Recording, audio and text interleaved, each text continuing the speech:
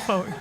Okay, what I want to do first before we actually start the show is I discovered recently, I found the program book from when we did the memorial concert at Felt Forum in 1976, May 28th. And on the back of the program book was something I had written about Phil.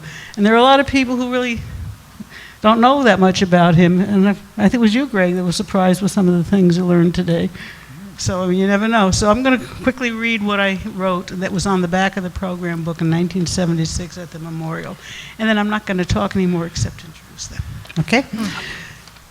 It's really amazing to me that the quiet guy who sat on my couch for 3 months and played cards with my kids caused such shock waves when he decided to stop existing. It has been said so often, if he'd only known how much he meant to so many people. Phil Ochs was my kid brother. He was the middle child, yet in some ways he grew up alone, living in his own world of movies and daydreams. In his earlier years, he drove his teachers crazy because he never seemed to be paying attention in class. He was off in his dream world. We moved around a lot, which really made it rough for him because he was somewhat of an introvert. This probably contributed to his living in his own world. When he was younger, he took up the clarinet and mastered it well enough to receive an A rating at the Fredonia State College while he attended Gowanda High School.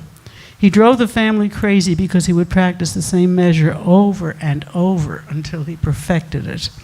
His first successful creative venture was a short story which won first prize while he was attending Stanton Military Academy.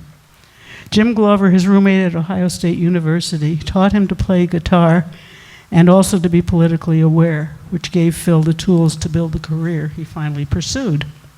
I remember visiting him once on Thompson Street in Greenwich Village. He was sitting on his couch playing a chord progression over and over on his guitar. I said, "What's that supposed to be?"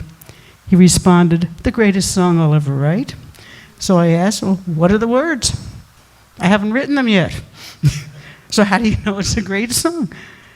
He looked up and said, "Because I know." The song was "The Power and the Glory." More than anything, Phil was honest. I used to love to watch him in concert because he was really himself on stage. His sense of humor and his wit really came through, and he loved to share his experience with the audience. I think this openness was appreciated by many of his admirers. Phil is gone now. It's a shame he couldn't believe in himself in the way other people did. So many people have tried to analyze the reason behind his death. There's nothing to analyze. He literally could not bear living anymore, so he chose to go to sleep.